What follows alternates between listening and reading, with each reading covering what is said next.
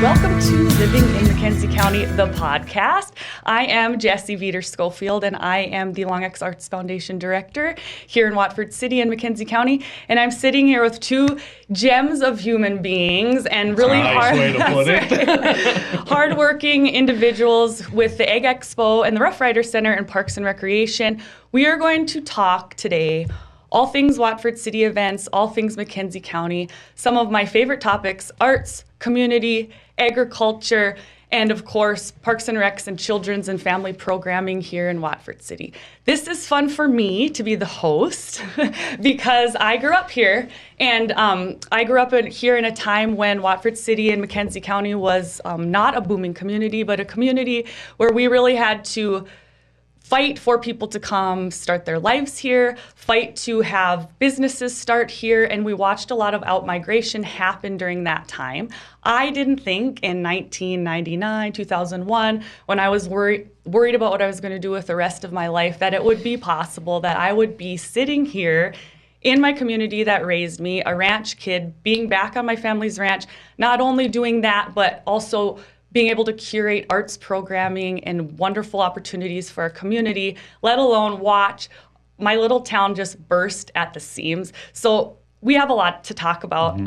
And I just wanted to start maybe first with introductions and explain your job, how you see it, your role and your title. And then I think especially here, we need to talk about your facilities. So we have Ag Expo management, Rough Rider Center management, all of these things that we didn't think were possible 10, 12 years ago. You guys are just killing it, and you have a big job to do. So we're gonna get right into it with learning a little bit about you, Chris. Chris Kubal. Okay. Everybody calls him Kubal. Nobody calls him Chris. And you've been in your role since the beginning of the Ag Expo. Yeah. Talk to us a little bit about what your job is and the role you play.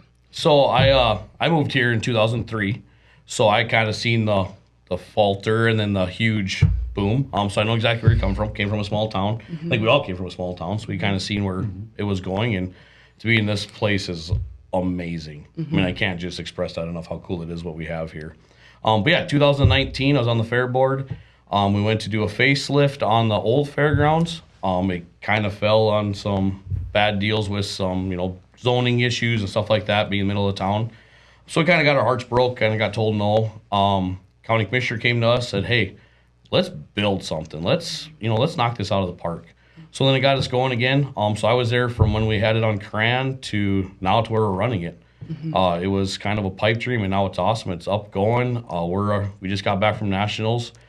We are on the map. Little Watford City is on the national map for what we do. We do everything. We do all the oddball stuff. I mean, we do the cowboys. We do the motocross. We got truck and tractor pulls. We've got monster trucks was a huge hit for us. Anything that we couldn't really do in town, we can do out there. It's kind of a fun event. We never know what we're doing next. We've got Leather and Lace coming up, a nice prime rib supper. We've got the only event like this in the North America where you come for bull riding, mini bulls, bull fighting, and ladies bronc riding. Yeah. You won't see that combination anywhere in North America. And then we turn around, we got a comedian 10 days later. And then we've got the only arena cross indoors in North Dakota. So yeah, it's awesome. It's fun. It's a lot of fun. Tell me about your facility, because if someone hasn't been out there, and this is funny, I was just on a plane back from Las Vegas, the big rodeo, the big NFR, and someone was behind me talking about the Ag Expo in Watford City. And my dad's been there, we've been there for livestock shows. I mean, really it was built to serve the agricultural community, but you have to keep those doors open, things coming through all the time. Lay out the space for us. That's a massive, beautiful space, especially coming from the fairgrounds that we had when I was growing up. It's not even, I think people walk through there, the same with Rough Rider, and they're like, am I in Watford City? What's happening here? So you come around the bypass, 4-lane bypass. It's 4-lane out to us. Come around and you see this huge steel structure, big structure, big grandstands. We've got 2,300 seat covered grandstand, brand new arena out there. We've got 103 camping spots with full power. So we got that. We got a double spot to dump your RVs when you're done for the weekend. So we're kind of self-service there. But then inside, we've got 15,000 square feet of exhibit hall space that we use for the weddings. We use for banquets, conferences, a lot of Christmas parties right now.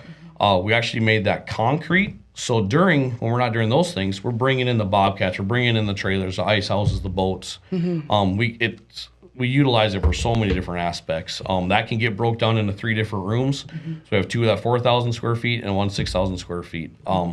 It's so user friendly. We got a big overhead door on one side.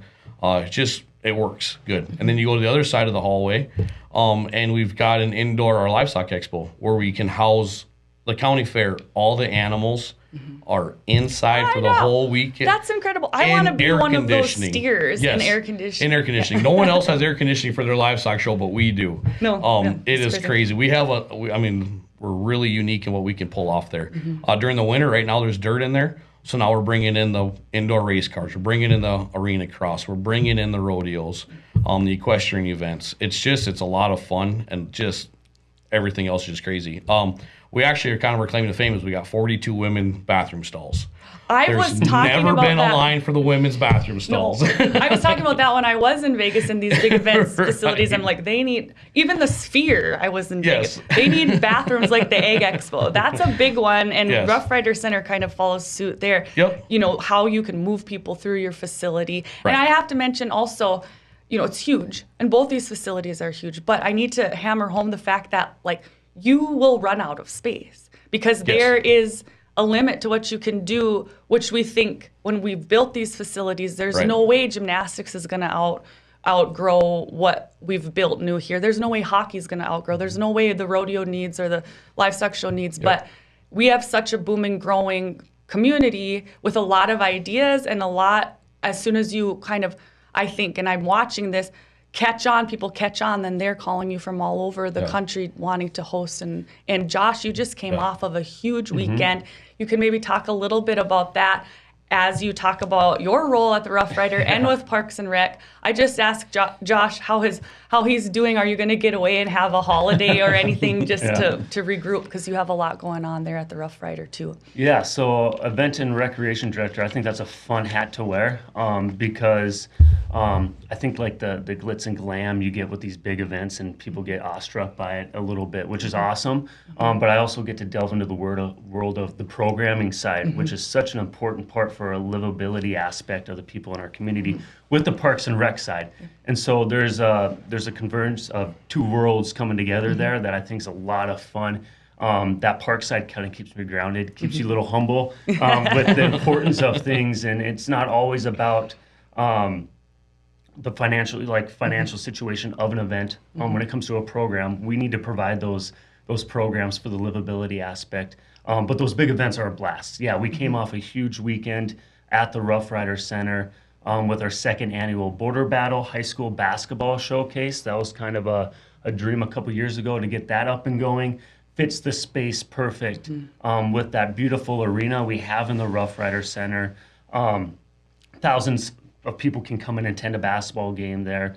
We can do full production when you think about the video boards in there. That's huge. And really give the kids a quality state tournament experience. Not every athlete that plays basketball is going to have the opportunity to make it to a state tournament. I'm from Savage, Montana, so this is probably the smallest of our communities is 300 people. Would have never had the opportunity, didn't have the opportunity to play in a venue like that. So when you get some of these towns like Terry, Montana, and Bainville, Montana, and some of these other North Dakota communities coming in, the kids are just struck when they walk in. They're taking pictures, TikToks, Snapchats of this space. So that was an awesome event. But we also had our Christmas fest going on where you got pictures with Santa. We had vendors up in our upper concourse. And then to boot, we had a hockey club did an amazing job with their Winter Classic tournament series. Had 32 teams down at the hockey end while all this is going on. So you, just to give an idea, and this I've said when I've walked into the Ag Expo was the same way. You can walk into the main concourse, and it can feel like, this is, it's kind of buzzing. There's a coffee shop. There's kids hanging out. There's families. There's a play area downstairs. There's a pool. You can feel like, this is what's happening here. But what you don't know is in your field house, in your arena, and you have hockey going on, you can have basketball going on, you can have a Parks and Rec program going on, and it's all within that facility. How many people, so you had hockey tournament and this giant basketball tournament, how many people went through your facility this last weekend? I don't know those numbers quite yet. By guesstimation. Oh, we had to be close to probably that 10,000. Isn't that insane? Probably. From all over the region. Yeah. And I mean, from Canada too, the hockey tournament's pulling people from Canada. They're building that reputation down there. That basketball tournament's developing that reputation. So it was like I was back in the late 90s at a mall. That's really what it kind of felt like. We had awesome vendors there.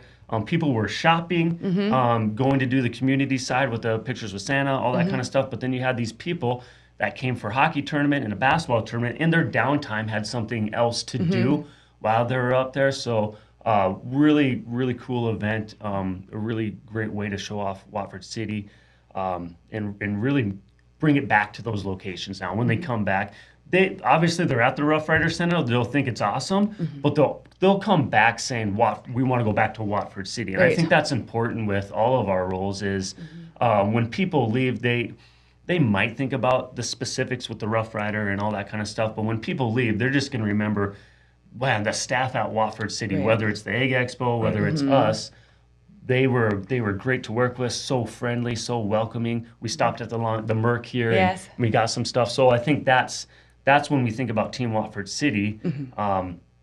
That's all our roles, right? And so that's what's fun is to represent the Rough Rider, of course, Park District, but represent Watford City through my role as that event and recreation director. And then when he says numbers like 10,000, we got to remember McKenzie County's 14,000 total, 6,700 in town. Don't mark me down for sure. No, but I think that makes it's sense a good when you're talking about how many teams came through. And I love what you said about, we have these big facilities now and we have a lot to offer in terms of spaces and things to do. But I've always said and we're still small town. I mean, compared to the rest of the country, Watford City and the state is pretty still small town. What I hear from people when they come through these events is exactly what you said, and why they stay here is exactly what we hoped when we were community building 10, 12 years ago in the height of the boom. The quality of life initiatives, how do we get people not only that want to visit, because we have that tourism aspect, of course, right on the edge of the national park, but what about getting people to live here, and what makes those quality of life?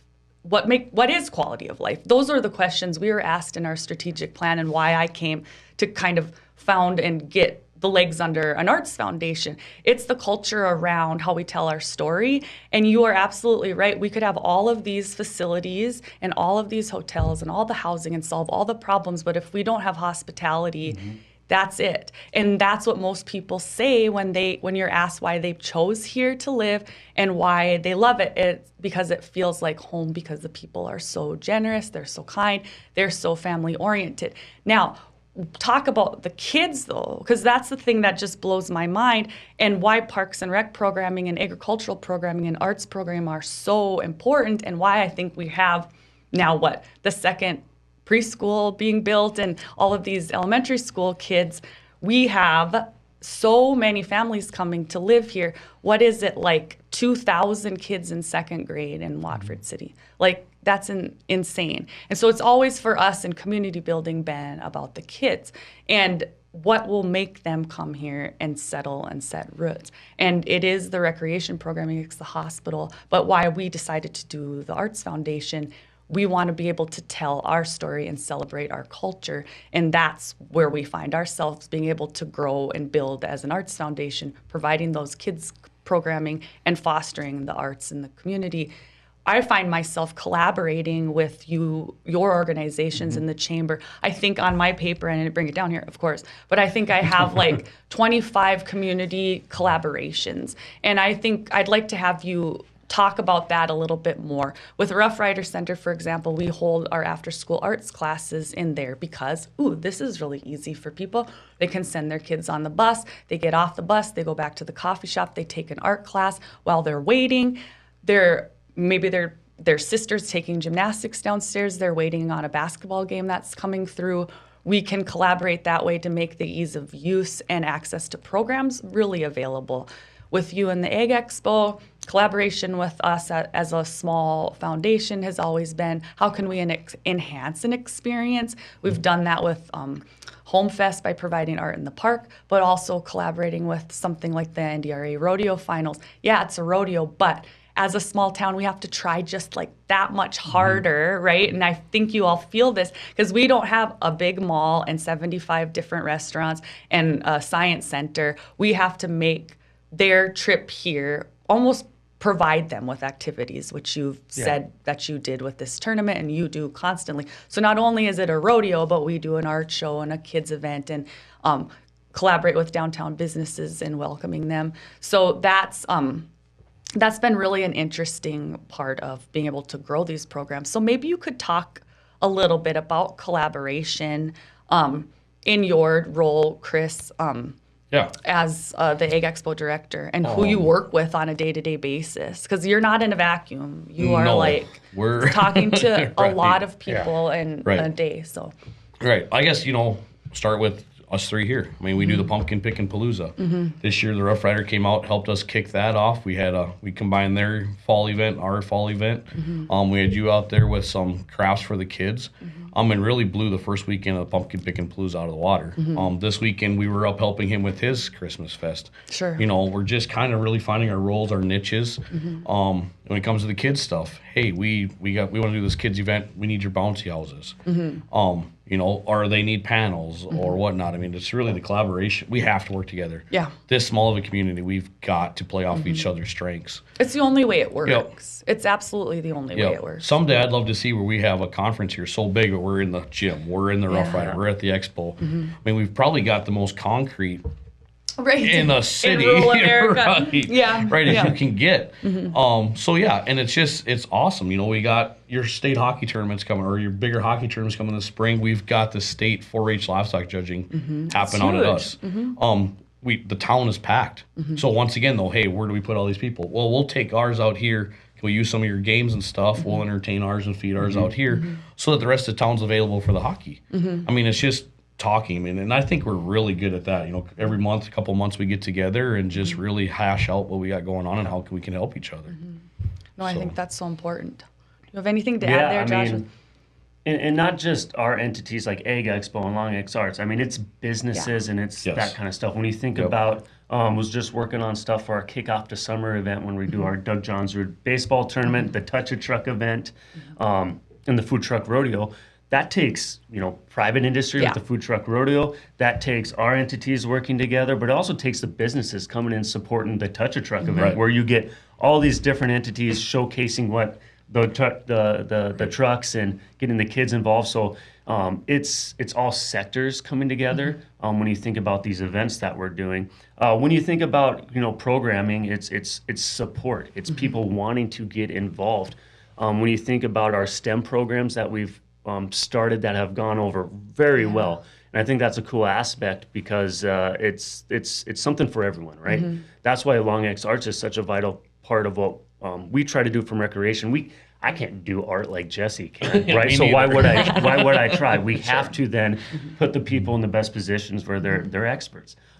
So we got all the sports, we got all this different stuff, but we got these STEM classes too. That's really businesses see the value of that. So when we need help funding robotics classes, engineering classes, Lego classes, RC truck builds, people see the value in, it's an awesome program for the kids, but it also helps them find a passion that might propel them into some sort of science, tech, trade that we're such a vital part of our area. So it goes full circle. The livability aspects, the collaboration, it's all to make it, you live in the now, right? We want to live in the moment. It's an awesome thing, but I think it has far-reaching value than just that moment when you get these other entities involved and we collaborate. It does make our place better and will continue to make Watford City better. Right. And the schools are a big part of that too. 100%. I mean, we get 1,100 kids from McKenzie County came through for the farm for the egg day. Yeah, where they got to see the how's honey made, how is milk processed, where's milk come from. They got to have a petting zoo. And then we turn around and hey, we got a monster truck in town. Can we bring it out there? 1,000 kids got to touch a monster truck. Isn't that insane? You know, so the schools are a huge help too. I mean, they're taking sure. what we're trying to do and grasping it and coming on with us too. Yeah. Cultural fair. I mean, that's That's such a good. Heck That's yeah. such an awesome one that the school takes on, and we provide the space. But Yep. and I know Jesse, you guys are involved with that quite a bit. That's such a cool. Well, and cool it's event. storytelling. I think we can move on to that part. And I'm glad you brought the cultural fair up because our community has changed, and I've said this, but I always say in the last 12 years when it went from 1,200 people to 10,000 people overnight, but it's changing constantly now. We're more in like this process where we're not building and frantic. We're settled in and we're learning about who our community is and what their needs are. And we are constantly adjusting our programs and our offerings. But what's really cool, and you mentioned the cultural fair, we, in Arts Foundation especially, we are kind of the promoters and I always think of us as, and I think Parks and Rec too, a safe place for families, a safe place to be who you are, a place where you can celebrate your culture. If you don't know if you're here by yourself, you can sit side by side and you can paint and you can visit and you can go to events. I think we lose, when you're talking about events, and you nailed it, you have to create those places and those safe spaces for people in a growing community like this to get together, to get to know each other. Our Hispanic population, for example, is up in the 10 to 12% of our population is Hispanic or Spanish speaking. And then in our cultural fair, the representation of over 20 cultures and communities coming together to share their food culture, their dress, their dance, their arts. That feels so good to people when you create a space and hype around the differences that we all have. Because we are no longer a community of Norwegians and Swedes and Germans. Right. We are maybe the minority in some cases, like me, and you both came from other small towns. But if I tell somebody that I'm from Watford City originally, they're like, that's what that accent is. Like, oh, okay. If you hang out, you'll talk like me eventually. But that was the vision really that we saw when we were thinking, how do we make this more than a boomtown? How do we make this a place where people can come and they want to stay? I have a little story that I like to tell, and it's relevant to Parks and Rec because it's relevant to the people that came before us that maybe had an idea that as long as we just put our best foot forward, maybe the opportunity will come along, and then did not know what was coming along, but were ready for it as much as they could be. But I interviewed a woman who, and this would have been back in 2012, and said, why do you pick Watford City over another community in the Bakken region where you could have maybe an easier chance to find a place to live at that time, maybe more opportunity for jobs, maybe more opportunity for your kids, because at that time we didn't have the Rough Rider Center. We didn't have really the Arts Foundation. And she said, I drove down Main Street with my husband, and I have 3 kids, and I'm going to be a stay-at-home mom. And I saw that you put a park on Main Street, in your hottest piece of real estate, you put a park for kids. And I thought, this is a community that loves their families and that takes care of their families. And from that comment, I think in our rooms where we're thinking about events and programming and we're thinking about quality of life, it always comes down to, and we did this with our NDRA too, and everything that you do. What are the families going to do when they're here? Right. How do we get the kids here? Yep. Because I am like way older than average now in my little hometown. Apparently it's like 32 or 33. Am I right here? And getting younger. I think it's 31 or something like that. It keeps getting younger. We're all looking, Yeah. So are you older than average? Oh, yeah. When I was growing up here, it was, people were aging out and you weren't coming back. So I just get to sit and be in awe of course, you're on the ground and you're running and you're trying to collaborate. But to see what we're doing here and how far we've come is just incredible, and I'm going somewhere with this. But why do you think, besides, that's my take on it, but do you all have anything to add? Like, why is this so important? Or for your own stories, coming from, where are you from initially? So I graduated from Carrington, and I loved, like I said, we just got back from Nationals. I love telling people about McKenzie County. Yeah. We are a community. Rough Riders coming, 10 years old? 2014. So within the last 10 years, we've got the Rough Rider, we've got the hospital, we've got the shooting sports, we've got the hospital. If I already said that, we've got. I got to go through all these things in my head. Everything's new. The Ag Expo, all the schools, new school, new daycares. what has happened in this community in the last 10 years does not happen anywhere else. No. And it starts from the top. I mean, the city officials, the commissioners. I mean, without the support that we've had, this would have never got to here. But because of that, I go back to Carrington and you go there like, whoa. It kind of makes you step back going, do they always look ask, at like, what we Watford, have. huh? Watford. Exactly. Yeah. What's going on in Watford? Yeah. Well, let me tell you what's going on in Watford. Yep. Yeah, and like everybody that comes up and tours the place, like this kind of stuff needs to be in a Dickinson or Williston, but it's not, and it's here. We've got it cornered, and we're bringing in Williston, we're bringing in Dickinson. Coolest story we had last year, we have goat yoga out there. A couple of gals drove an hour and a half It's not crazy. up to Watford, do 45 minutes goat yoga, and then drive home. You're doing another hour and a something half. right where people are paying and driving to touch a goat Yeah. because, like, that's not happening. I mean, so like I said, I love telling the story of McKenzie County because what we're doing here is just a flat amazing. Well, that was going to lead me to another question because we're in the events, right? And I'm sure I have stories. But, like, this is an example. When we first started Arts Foundation, I was collaborating with Rough Rider. It might have been before your time.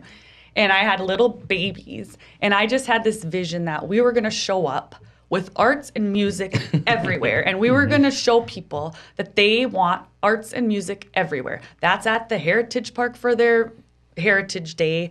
That's at Fall Festival. I bought like 200 full-size pumpkins like a dummy. And I was alone and had a huge pallet and on my pickup of 200 pumpkins that I rolled out and brought all the paint, not knowing that 200 kids are going to show up in the first 20 minutes. All the pumpkins are gone. There's paint everywhere. It was massive chaos. I learned a lesson about, like, okay, what we're dealing with here, and then you go from there. But has there ever been any, like, big flops or big ideas that were like, oh, we underestimated this, or, you know, as you've been learning? I mean, you're always going to have hits and misses. Yeah. And that's part of the game. I think that's okay.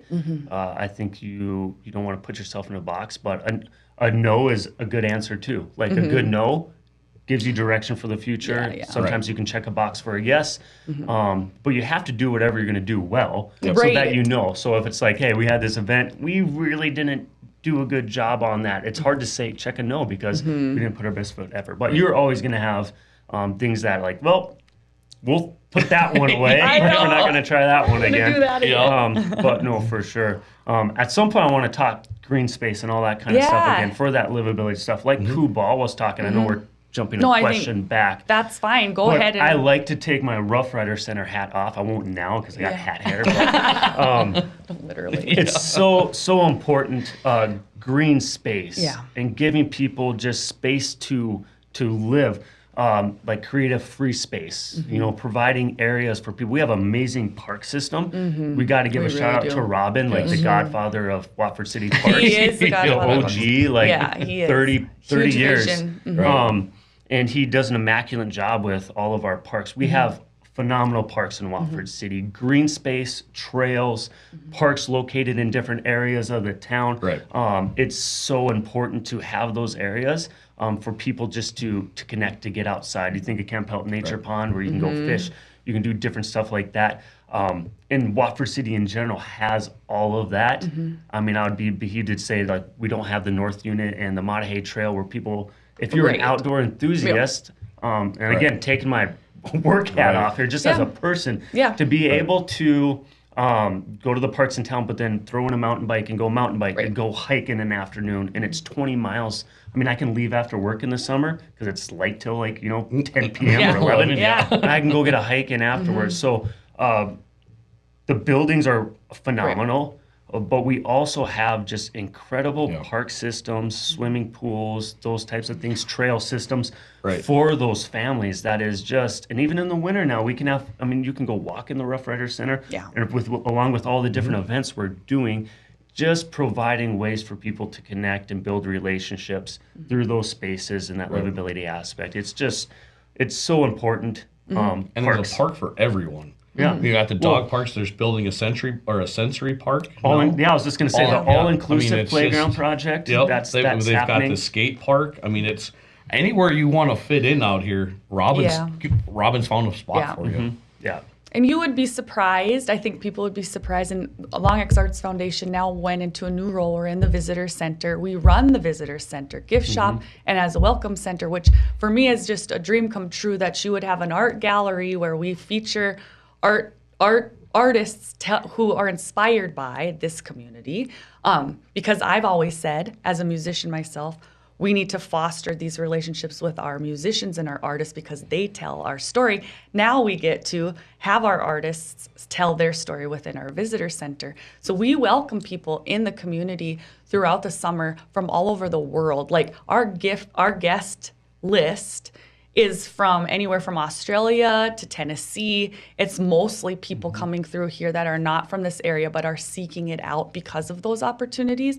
And then I don't think they expect to also have such a phenomenal community where you have state-of-the-art, nice, brand-new hotels, restaurants, shoppable, cute boutiques down Main Street. Like, this feels like Hallmarkville to a lot of them. And they came to see maybe their last national park or their last state. And then they're like, well, this last part is my favorite part. And then we get a little bit of ice cream to serve them, and then all of these go down to our gallery, see how this artist is interpreting, loving it, and living here. Shop some of our artists upstairs. I think that storytelling aspect is so and it's important. awesome. I mean, we'll go around the state and like, hey, that's the Badland. Hey, that's right. I've rode horse in that spot. Yeah. Or we got a picture of our horses with a 6-horse hitch that's floating around in Sioux Falls, South Dakota. Oh, really? Like we they've walked been to a motel inspired going, by your... That's our horses. Yeah. You know, it's from what we come in our backyard is now going out in a nationwide aspect. I think or we're Australia. right on the cusp of Yep. really being like the coolest spot on earth, honestly. We where are. people, I always thought that, but I think people are starting to spread the word. Right. And so we are, Yeah. I think we're ready for it. But I always said, as a musician, and you're both outdoor lovers, Kubal has all the animals that you could ever. When you have a team of horses and got a the big petting old zoo, long yeah. petting zoo. And Josh, you're into outdoor. Is that outdoor recreation and fishing and hunting and farming and all of that? You're connected to the land. I guess personally, I was going to ask you, because you're both from other small communities. What made you decide to move here? Because you both you came for the job, I think. Yeah. But you came to live. I mean, why here? I think I always like to. So I guess. What convinced you? So grew up in Carrington, graduated from Carrington, decided to, had some opportunities to go to some bigger state colleges for livestock judging, decided, you know what, I'm going to be a cowboy. Not the greatest idea in the world. Makes a lot of money in cowboying. Turns out that's a rich lifestyle. But I went to Dickinson. And when I walked into Dickinson, as soon as you cross that river, the people are just so much nicer. The Western nice. I mean, North Dakota nice comes from Western North Dakota. Like I said, the people in Dickinson took you in like family. I still go to Dickinson shopping and stuff. You run into old friends and stuff. And then you move to Keene, and I was instantly family. I was like, I am never leaving this. That community. Our neighbor is, I mean, Ma and Gary Sorensen are grandma and grandpa to my kids. Yeah. I mean, you can't get that anywhere you go, and it is here. You know, people just bring you in like family, and they know you, and they have your back. Yeah, that's wonderful. So- I mean, and I felt that way growing up here. What did they say to convince you, Josh, to move? Well, it's those connections, right? Yeah. Elise Weber grew up kind of where I'm from, over in Sydney Savage area, and she reached out. As soon as I, interviewed and saw the facility, being in the Parks and Recreation field, I mean, it's hard to pass up an opportunity to work out of $100 million recreation and be and an really event in on center. the ground floor of that. Yeah, and I think that was a really fun aspect of it, is they needed someone to do parks and recreation from a programming standpoint. And yes, some stuff had been established, but it was like a blank canvas, and it still kind of is that. I think when you say you got support from city administrators and the county, is when you have an idea, it's not shot down. I mean, they hear you out. And so to have that blank canvas coming in the recreation side was awesome. I mean, we've had, when I started, I just pulled these numbers the other day, we had like 22 program-ish things we were doing, and now we're up to like 66. Yeah. So, it's just a phenomenal number. So getting to work out of that facility, but being from Savage, Montana, my dad family farm over there. So to be able to work out of a facility like that, be in an awesome community, but still be relatively close where I can go help I know when I get the call that Right. dad does need help. Yeah. And so I can jet over there and help him. It's the perfect spot. And being from that area, Watford City is so progressive and community minded. It does stuff that I think people in that area in eastern Montana have thought about doing, but just can't get the support to pull the trigger and do that type of stuff. Right. Watford City says, let's make it happen some way, somehow. And when you think about the Rough Rider Center, that's a great example of that. Let's make something happen. How are we going to do it? We got to collaborate. We got to make it happen. That building in itself is a collaboration between so many different entities within a community. So that might be a long answer to say. I think that's great. Phenomenal building, phenomenal community. It's a really great spot. Well, and I think you guys both get it. I think we would be remiss to not mention, like, because I think about someone listening to this from a small community, like, yeah, well, you have the funding and you have the resources, and so we have to pay attention to that. That's a real thing. But you have to make the decisions to use that money in a certain way, and you have to, like you said, collaborate and risk it a little bit. You have to have the idea that I'm going to put some funding into this concert series, or put some funding into what they did for us in the arts, into our performing arts center in the new high school, believing that 600 people will eventually sit there someday and watch their kids at a Christmas program. And it happened. But you have to have a little faith and a little bit of risk.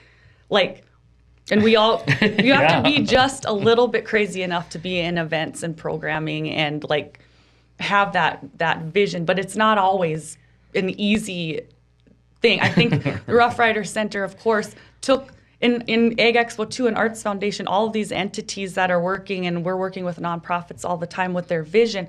You take missteps. You think that you have, for example, enough offices to run the Rough Rider Center, and then you find out you need 60 more staff people to do it. I mean, those are things I want to just be realistic, because we can toot our own horn all day, but I want people to know, no, we pivot then. We build more offices on. We put it in we make adjustments as we go, and don't just say, oh, this is never going to work. No, you have to figure it out, and it didn't all come together at the exact moment, and was great. I don't know if you have anything to add. I think we're really good at punting. Yeah. And we've had some dingers out there oh, that didn't work. And you come with the idea well, we can pull this off. And then it's after the event, maybe let's not do that again. Yeah. But by doing that, you also learned a lot of valuable lessons. Lessons. That didn't work. Let's improve here for this event, But you've got to roll the dice.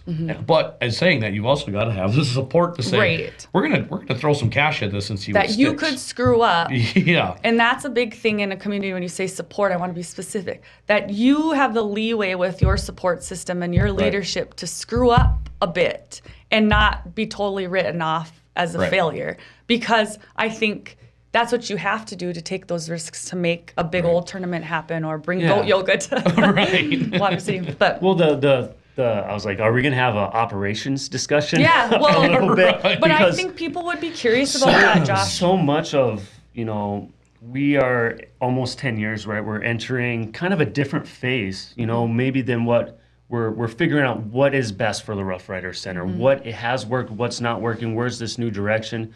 And we're seeing the traffic in it. So that obviously brings operational new things from a staffing standpoint. Like you said, when you're talking offices, it's yep. that's us. But operation side is so huge. I mean, from what we're doing on a day-to-day, it's not just the big events. It's kids over for coffee in the morning and lunch, and the Kids Stop After School program, and user groups coming in for practices daily, hockey, gymnastics, swim team. The school district is a huge user for us. And so there's the operational sides now to where, it's fun to I'm just going to dream about events all day and that kind of stuff. But there's a lot more staff now, so you're managing, you're handling those situations, and you're providing a good atmosphere for your patrons coming in to use the facility on a day-to-day basis. So there's operational things that you have to be solid in that area just to be able to pull off these things when you think about your scheduling and all the different stuff. Scheduling is huge. I mean, you're getting calls from people all the time, different user groups, meeting and balancing all these different schedules and changing schedules when you think of some of the sports teams and then in the clubs. So you have to be strong operationally. A, for the people coming into the facility. 2, for your employees. You want to have strong management and leadership so that those people feel empowered and have some responsibility and feel some value in their job, or else you know they can leave. So there's that aspect of it too. Is we want a healthy work environment. We want strong, healthy staff. We want to be a fun place to work so that we can execute all these programs and all these events. Because we at Kubal, I know you'd probably echo this too. We're nothing without the awesome staff we do have at each of our facilities. And it's a fine line when you're going into programming and events. And I've learned this along the way. I had an event once that when I was working for another nonprofit where I broke out in hives because it was so stressful. It's not all fun and games. These high events have a lot of money involved. They have a lot of stress associated with it. And you probably have one of the more high turnover jobs that you're hiring because a lot of people are young. And then we're in the Bakken area where the salaries are very competitive. And so your work environment and the burnout rate of the people that you have on can be something. And I've got a team. I mean, man, you do have a team. I have an awesome team. You I get to sit back, put my feet up on the desk, and they take care of everything and just make me look good. But it's the team. It's who you have behind you. And we've got them here in Watford City. I mean, I think all of us, our teams can intermix and just go to town and get it done. I mean, they understand the larger vision of what it is. And it's hard to ask these people with families to say, hey, I'm going to need you 100 hours this week. You know, bring the kids in. We'll work with you here, but I'm going to need you sitting here. And that's a big ask. Yeah, well, because your hours are crazy. Yeah. When everybody else is at your event, well, guess what? You're working weekends, you're working holidays, you're working evenings, and then we're there all day long to get that event going. Do you even know how to go to an event without like moving a chair or like that's how I try not to spectator. I go to his and go, this is awesome. I get to the road, I'm like, I'm gonna enjoy it. It's pretty fun to sit back and somebody else is going, well, this is nice. Hey, want to go give me that? Well, what would you say to communities? And I get this, and I look to other communities, their arts organization. We're young. We established in 2016, and out of the idea that we would just provide experiences in the arts that people wouldn't get in a small town. For example, our concert series. We are in such a vacuum of our nearest metropolitan areas. Metropolitan is Minneapolis and Denver. That's where you could go get an opera potentially, or go to a live musical. But let's try to see if we can get these types of programs in arts and cultural programs into these little towns, so they don't have to go to Minneapolis for the weekend. They can stay here and spend their money here and spend their time here. And so that's been a huge thing for us. One example is our concert series. Bring in Carnegie Hall musicians that have played Carnegie Hall, that have played across. My mom loved that concert. The big brass. It was all about it. And it was fantastic. Awesome. You can create this experience for people that they might not get otherwise outside of. Well, they wouldn't. They just absolutely wouldn't get the monster truck experience, the big shows, if it weren't for programming it here. But so that's been really exciting for us to see that go. We had Fargo-Moorhead Community Theater come in and do a Junie B. Jones play, professional play and musical in our theater, and we were able to fund it they funded it for us, so that every single elementary school student in Watford City got to see a live musical. That's incredible. Right. And I don't know how we pulled that off other than just saying, we're going to try it. Yes, connections, going to the meetings. What would you say to people who are saying, I want an Ag Expo, I want a Rough Rider Center, I want arts programming in our community? Where do we start? Of course, you came in when you were alongside of building the Ag Expo. You were in that. You came in to kind of troubleshoot some things and manage it. I've started this organization with a grassroots effort of people who believed in it. And I will tell you what my advice has been to people, which is like, of course, we talked about this collaboration, but ask the right questions and show up. Just show up and try it to the scale that you can manage. And it's going to go a little bit further the more that you do. Just start. And that might be my roots of being a ranch kid. Like, you got no one back there telling you what to do or how to do it. No one's going to do it but you. So just take that first step. Is there any other advice you would give in anyone in the role of? Well, I can give you from starting from the ground zero. Yeah. I've now got a Rolodex. I got Craig on my speed dial from the North Dakota State Fair. I got Scott from the Sioux Empire Fair. I've got Ron from the Badlands or from the Black Hill Stock Show. I'm actually sitting in a meeting with Ohio tomorrow. They called me saying, "Hey, we want to model yours. Can you sit in a meeting with us?" It's really getting out there, networking, exposing yourself. When we built ours, we took a lot of heat right away. The commissioners did. They rented us a private jet. They sent 9 of us down south to 8 other venues. Best $30,000 got spent on that place on that trip. We came back. We took what we thought was pretty smart plans, crumpled them up, and threw them away. Interesting. Yeah. I mean, you got to get out there. You got to network. And then as that started going, then it's like, hey, if we do this, you're going to support us, right? Hey, I'm going to have this event. Will you be a sponsor? I get to see it a little bit different because I seen it from ground zero. Yeah. But it's like I tell all these guys when they ask us how we did it, just you got to get that network started. You got to go ask them. Somebody asked us one time, I think it was Brock, you guys don't know that you're not Fargo, right? It's like, we're not. We're not. We may be an hour away from our closest Walmart, but we're doing everything else they're doing. So it's really the networking and playing off of each other who you have in town. Yeah, I'll take maybe a different spin at it, put on the recreation hat on. Be realistic. I mean, you might not be able to build a Rough Rider Center or this or that. Beulah has an awesome little recreation center that they built that is really nice, and it's perfect for their community in that space. I think that's something probably we would have done from a park district if that collaboration or the Rough Rider Center didn't happen. But I'd also say just don't wait, be a doer. I think that's what you were echoing with that is just be a doer.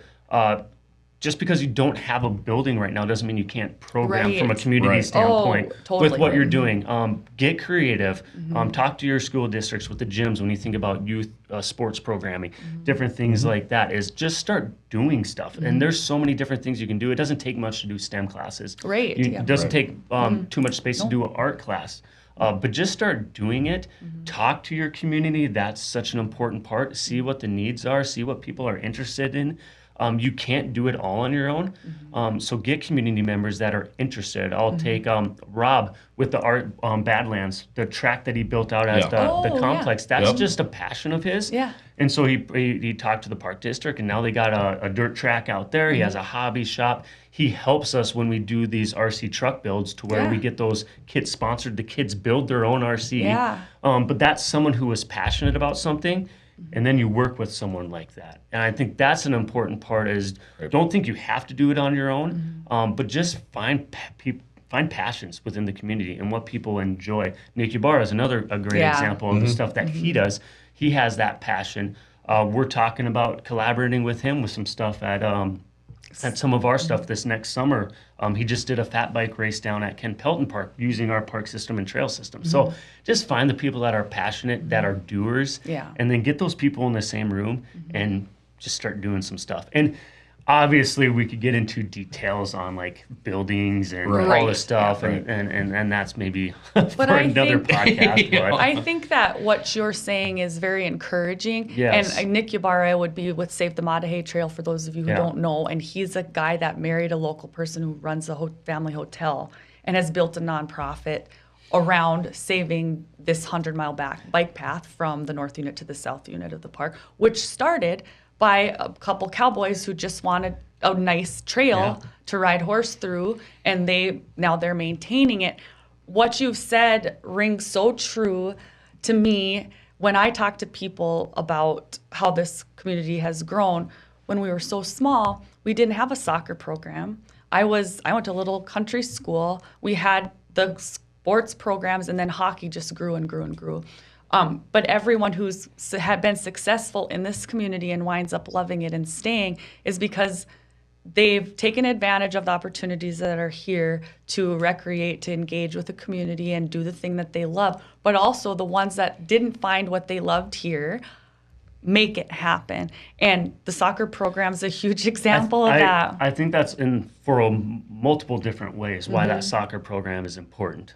Starting it, it's like 360 some kids in that program. Yeah. What's cool about that is you see a bunch of people coming together, and it speaks to the growing Hispanic culture. Yeah. It's a sport they love. It's getting them involved in our community and providing an outlet that they're passionate about. But not only that, it's introducing soccer to our community, and in turn, now there's a high school soccer program. It's incredible. So you have kids within the high school now that have a sport that they might not have been involved in as With activity. the swim team. Yeah, so Who would have thought Watford would have a swim I team? would have loved to be on the swim team. yeah, so that soccer is a really good example, because you wouldn't have thought that it's one of our largest programs, Right.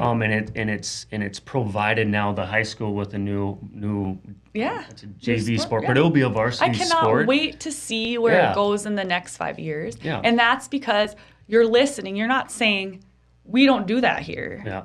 And that's never been something I've heard a leader say, we don't do that here. We don't do that here. It's like, you want to do it? Tell us. How can we? What How should? can we How do can it? we Yeah. help you do it? We've been doing this in the arts with a grant from Strengthen ND and the Bush Foundation, cultural arts programming. I don't know what Ukrainian programming looks like, or what a Hispanic folkloric dance class looks like, but there are people here that want it, and we can just be open to saying, we have a little bit of funding and a little bit of support.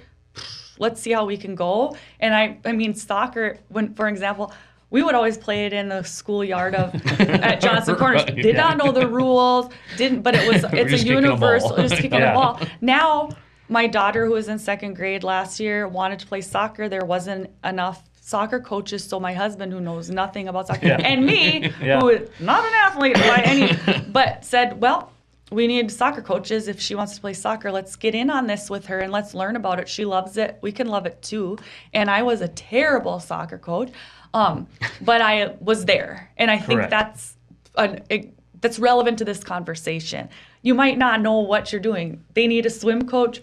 You can Google it and you can be there. You can fundraise. There's things that you can do to make these things happen in your community. And you two are such a representation of, and I say this with sincerity, you have a positive attitude and you have a can-do when someone comes to you with an idea. There isn't like, and you very well could, because I know the job, be like, we have 75 other things happening. I cannot entertain this right now. Never once have I seen you handle that or your staff handle it in that way. And that's a huge thing when you're managing. These are big facilities. These are big undertakings. And the community, has invested a lot into it to make it work. And I know there's a lot of pressure there. I'm just here to be real talk. How much therapy are you in? No, I'm just kidding. But I admire you, and that's the only type of attitude that would work running programs like these. And I know there are days where it's like, I don't know if we did the right thing there, or if we're, holding up our end of the deal. But you come back, you stay up till midnight. I've been there with both of you till 1 a.m. doing a thing, or 2 a.m. doing a thing. We had an idea, and how gratifying that can be in the end. And it's still small town. It's your community. You want to provide, and it's insanity sometimes. Like, I want to do another party or another thing. But I think Sometimes it's hard that Monday morning going, we got to plan this again for this weekend. I know, because it just keeps going, and that's the goal. But I think we can wrap this up maybe, if there's anything else you wanted to add to kind of that idea about why it is so important to you to be in these roles and why it's important to our community, or anything else you would like to add to that enthusiasm that you walk around with every day, just to maybe inspire some other communities or other people, even if it's just someone like that has come to me saying they want to build their own nonprofit. It does, like you said, starting small. What would you say, or what's your kind of final thoughts on this? The title of Community Building in Small Town America is what I titled our conversation. Yeah, what have you come across any examples of people you've really impacted? Maybe that's a better question. I have some of those examples of people saying that they've come to an art class and they've made a best friend, or a little community theater. Someone who has always been scared to try it is now leading the charge of creating a community theater, crippling anxiety, and now she's in a play, and we've provided that. I have another example. I'm letting you all think, because this is another example of having a concert series where it's really hard to say I'm going to give up my evening and listen to a concert pianist in Watford City. And there was a splattering of people there. The smattering of people maybe wasn't 300 that I wanted, but it was 150. And those days you're like, oh, why am I doing this? Is this enough to make an impact?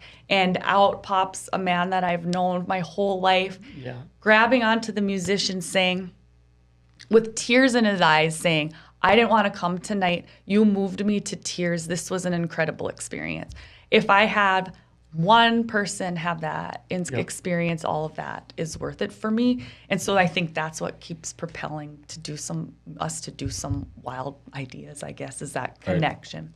So Well, I made a few people cry, but not for that. I believe. Right? No, I think it's really, kind of going back to my childhood. I always wanted to be a bull rider. I always wanted to be in that scene. I look at my daughters. What can I do to bring in an experience for them that they would not get otherwise? Truck and tractor pull. Any of these kids that watch this stuff on TV, we brought in the National Truck and Tractor Pull. These are the legit guys on TV. These kids that want to tool around on their motorbikes, we're bringing it inside in the middle of winter. Come out. I mean, your passion's there. Hey, we're gonna do it. We're gonna feed you your passion. Come out, check this out. Come meet the guys. Come back behind the pits. To me, it's really bringing in the experiences that they wouldn't have any other place. I mean, like I said, a monster truck. Who gets to touch a monster truck?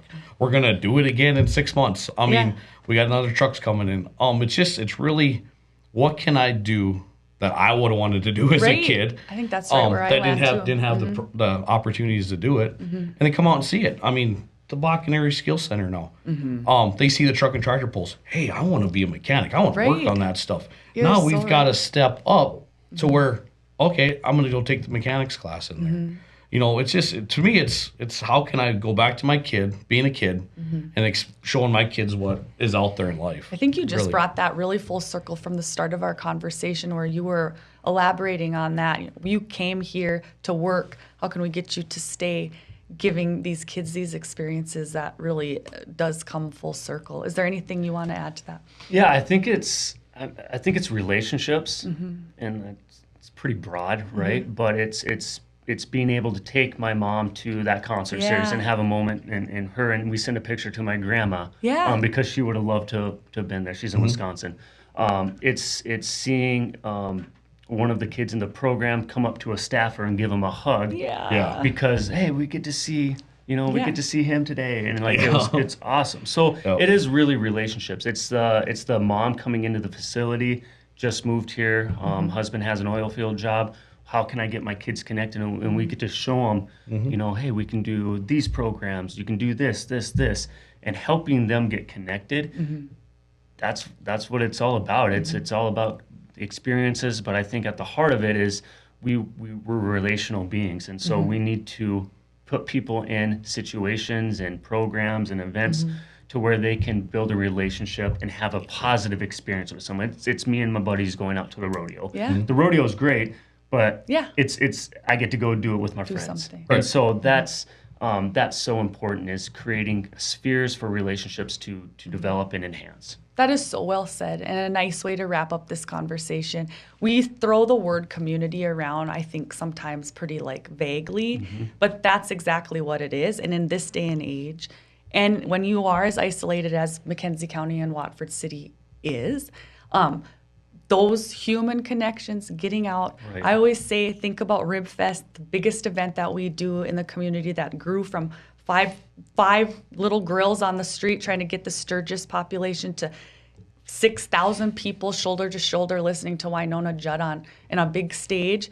That is the epitome of a reason to keep doing what we're doing because it creates those relationships. Right. And that's what it's all about. You can have the biggest facilities in the world, but it's nothing if you don't foster those relationships. So this has been a really fun conversation with you all, and keep doing what you're doing. Of course, I'll always be out there showing up with some music and some art projects, and you should be really proud of yourself. So congratulations on what you're doing with the Ag Expo it's been a lot and the of fun, Rough Rider Center.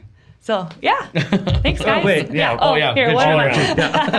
Thanks, Thank you Jessie. so much for Thank visiting with us. Oh, and I will be in big trouble if I don't say where we can find out about our events, because we got into the meat of what it means, but we have been collaborating with Watford City and McKenzie County Tourism.